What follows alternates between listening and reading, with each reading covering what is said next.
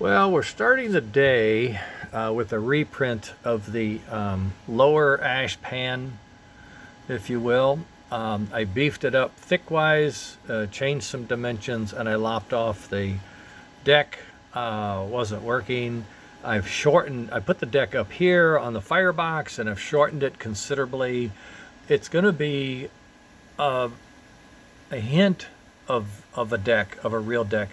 In reality, what this needs to do is pivot up on a hinge, and I've seen them. I have hinges. I can't find them, and I need to talk to some people about how to get that done. But I can do that. I'm going to put that on hinges. It's going to hinge up and out of the way when you don't need it, and down when you do, and blah blah blah. That's it.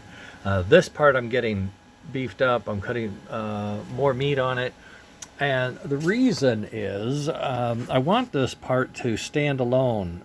When it's on the engine, this is not the right part. The right part's going to be thicker and straighter, okay? This one hangs too much, and the new one I'm printing now is just going to stick straight out and be strong. Then this can bolt on top of it. And here you're seeing the fixed apron. The black is the pieces I had to remove in order for it to get through the motions properly. And that part will be changed. Then this is the 3D fields that we put in instead of the wire wound fields. This converts this motor from a AC or DC to a pure DC motor. It would only run on 2 wires to the armature and change directions by changing the polarity of those 2 wires. But it also runs much better. The fields that I put together for it include an arc magnet that covers the entire armature, and then I have booster magnets on the sides, and I have 3 flavors, thin, medium, and fat. The fat ones are filling out all of that. I've also made an experimental set of fields for the big engine, which are actually 2 arcs and 2 boosters all in one, so it looks like this. It's pretty exciting. First one I built melted, but I found out why. Any case, this is what I was hoping to be able to get to sooner, but there it is. This is the adapter for the smoke on the reverse in boiler version of the chassis, where the chassis is like this, just flat. There's no way to put anything on it, so we can't.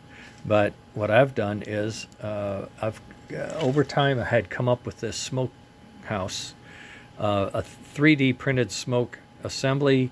A fan goes in here, a motor sticks out the back and bolts on here.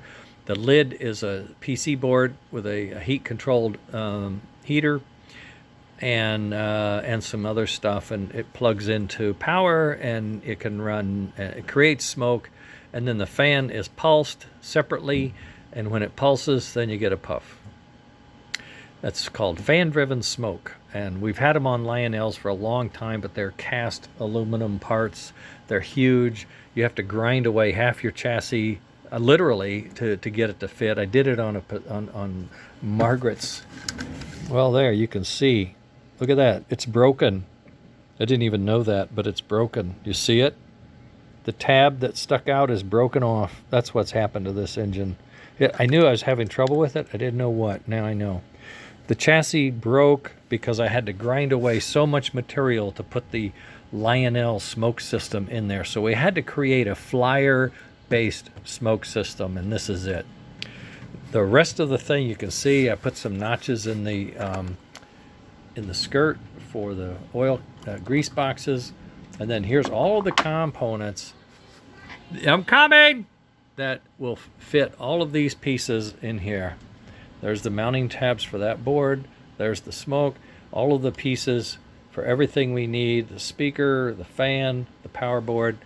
Everything is going to fit in here. And after lunch, that's what I'm going to get started. This will be done printed in 3 minutes.